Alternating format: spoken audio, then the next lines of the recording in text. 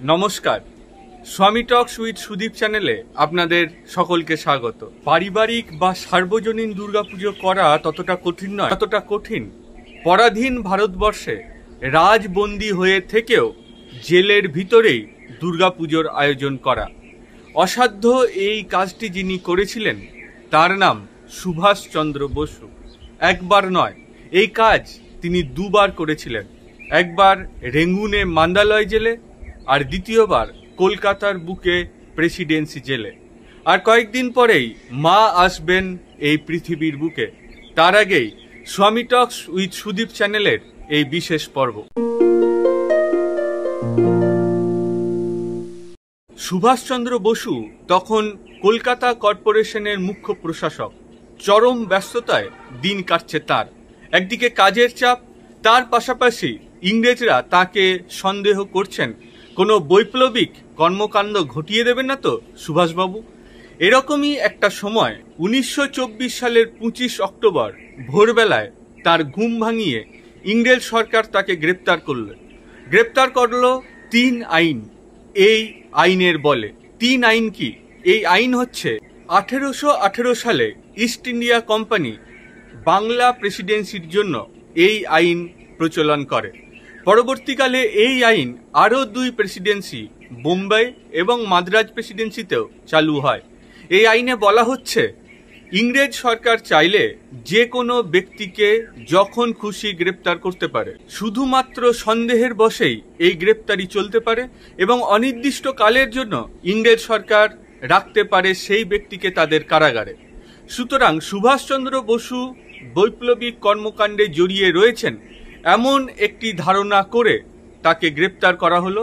আর তার কিছুদিন পরেই তাকে পাঠিয়ে দেওয়া হলো রেঙ্গুন, অর্থাৎ রেঙ্গুনের মান্দালয় জেলে। ইংরেজ সরকারের হাতে সেরকম প্রমাণ না থাকলেও সুভাষচন্দ্রকে তারা সন্দেহের চোখেই দেখতেন।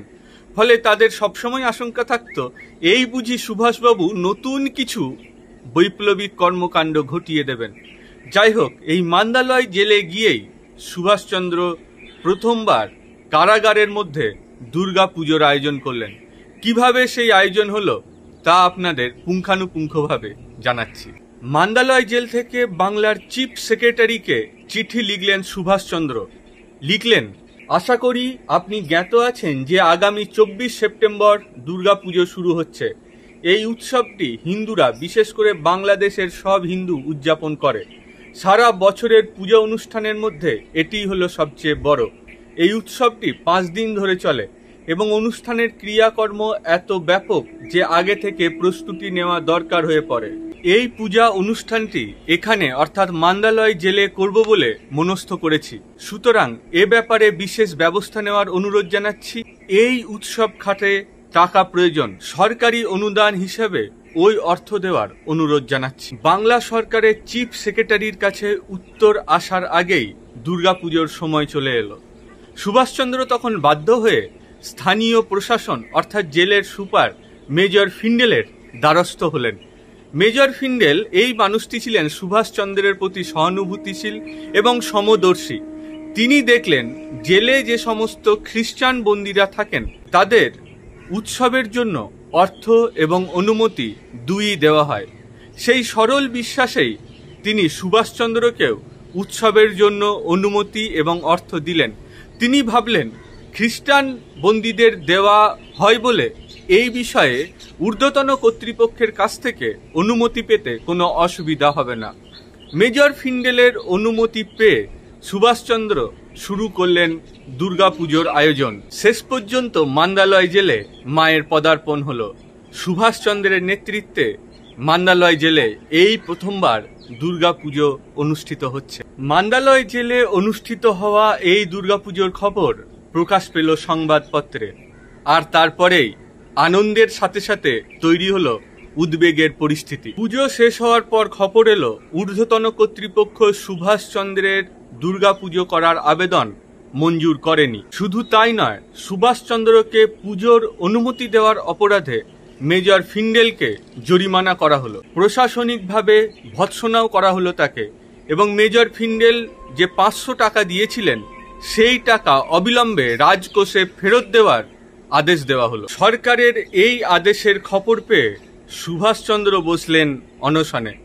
তিনি ভারতের মুক্তি সংগ্রাম নামক বইয়ে লিখছেন, সরকার যে কেবল ওই অনুমোদন দান করা থেকে বিরত থাকলেন তাই নয়, সুপারিনটেন্ডেন্ট মেজর ফিন্ডেল নিজে দায়িত্ব নিয়ে এই কাজ করেছেন বলে তাকেও ভৎসনা করলেন।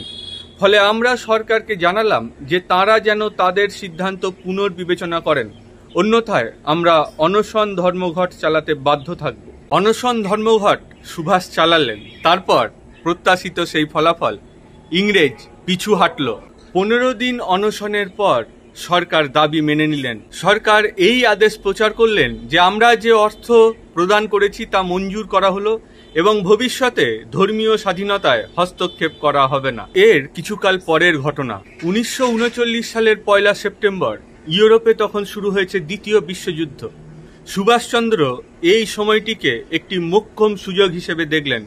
তিনি বুঝলেন এই সময়ে যদি বিধ্বস্ত ইংরেজ প্রশাসনকে আরও একটু পিছন দিকে ঠেলে দেওয়া যায় তাহলে ভারতের স্বাধীনতা তাদের কাছ থেকে ছিনিয়ে নেওয়া যাবে। কিন্তু এই খবর ব্রিটিশ সরকারকে পৌঁছে দিল কিছু মির্জাফরের দল। ব্রিটিশ সরকার বুঝতে পারল তাদের এই দুর্দিনে ভারতের স্বাধীনতা আনার জন্য নতুন কিছু পরিকল্পনা নিচ্ছে সুভাষ বাবু, আর তাদের সেই সুভাষ বাবুকে তাই বিনা বিচারে বিনা কারণে গ্রেপ্তার করা হলো।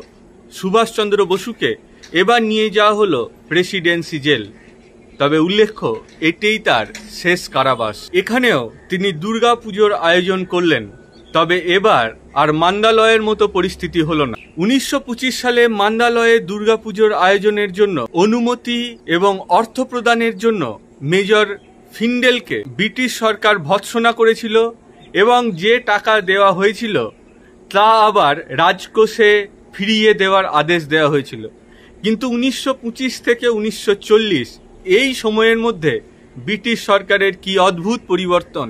এবার যখন দুর্গাপুজো করতে চাইছেন সুভাষচন্দ্র, তখন ব্রিটিশ সরকার মেজর পাটনির হাতে সব দায়িত্ব ছেড়ে দিচ্ছেন।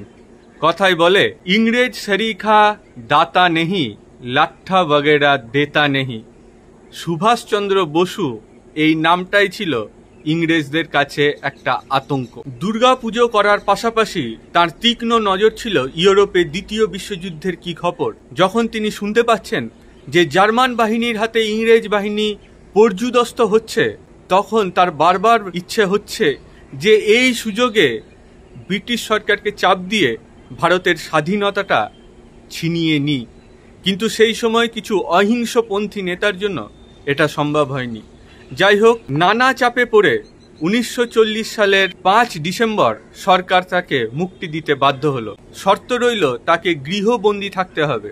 কিন্তু 38/2 এলগিন রোডের বাড়ি থেকে 1941 সালের 16 জানুয়ারির মধ্যরাত্রে ব্রিটিশ পুলিশের চোখে ধুলো দিয়ে তিনি অন্তর্হিত হলেন। এরপরে দেশের আর কোনো দুর্গাপুজোয় প্রকাশ্যে তার কোনো আর উপস্থিতি দেখতে পাবে না ভারতবাসী।